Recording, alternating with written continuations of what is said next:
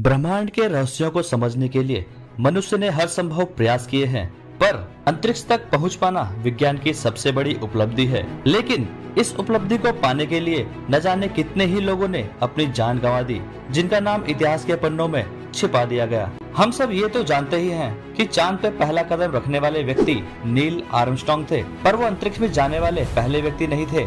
अब आप अगर सोच रहे होंगे कि अंतरिक्ष में जाने वाले पहले व्यक्ति यूरी गागरिन थे, तो ये जवाब भी गलत ही होगा। दरअसल यूरी गागरिन से पूर्व एक महिला स्पेस में जाने वाली पहली अंतरिक्ष यात्री बनी, लेकिन अर्थ पर वापस कभी आ ही नहीं सकी और उसका नाम इतिहास के पन्नों में छिपा दिया गया, ताकि रूस अपने असफल स्पेस मिशन के सच को छिपा सके। दरअसल 1960 के दशक में अमेरिका और रूस के मध्य अंतरिक्ष तक सबसे पहले पहुंचने की होड़ लगी हुई थी। दोनों देशों का केवल एक ही उद्देश्य था, अंतरिक्ष तक पहुंचने वाला सबसे पहला देश बनना।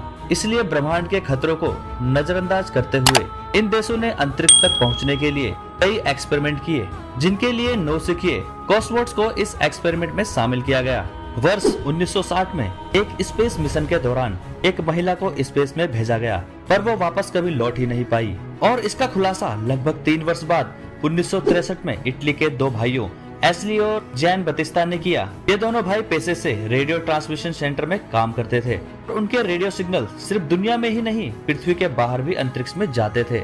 नवंबर 1963 में उन्हें स्पेस से आती कुछ धुंधली आवाजें सुनाई दी। जब रेडियो फ्रीक्वेंसी पर ये आवाजें कुछ साफ हुई तो उन्हें समझ में आया कि ये आवाज किसी महिला की है। वो महिला डरी हुई थी। उस महिला की एक ऑडियो क्लिप भी है, जिससे आप उसकी आवाज भी सुन सकते हैं, जिसमें महिला रशियन लैंग्वेज में कुछ कहती है।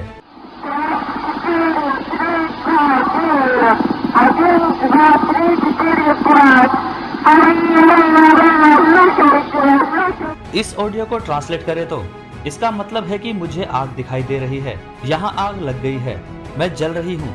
इन दोनों भाइयों ने इस ऑडियो को रिकॉर्ड कर लिया। ऐसा माना जा रहा था कि वह महिला अपने किसी स्पेस कैप्सूल में, जिसमें आग लग चुकी थी, या फिर वो तेजी से पृथ्वी की ओर बढ़ रही थी, जिसके वजह से उसके कैप्सूल में गर्मी बहुत बढ़ गई थी। लोग यह भी मान रहे थे कि हो सकता है महिला सूरज की तरफ बढ़ रही हो और उसके वजह से जलकर राख हो गई हो।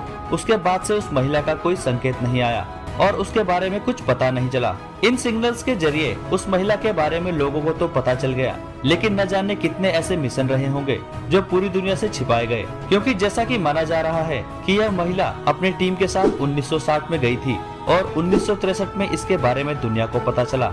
मतलब 3 साल तक यह दूर आकाशगंगा में भटकती रही। रूस के अपनी बदनामी के डर के कारण अब न जाने इस महिला की लाश कहां और किस ग्रह या तारे का चक्कर लगा रही होगी। हो सकता है पृथ्वी के चारों ओर घूम रही हो। वीडियो अगर अच्छा लगा हो तो वीडियो को शेयर करें और चैनल को सब्सक्राइब कर लें। इससे हमें प्रोत्साहन मिलता है ताकि हम आप तक और भी नए फैक्ट्स लाते रहें। धन्यवाद। जय हिंद।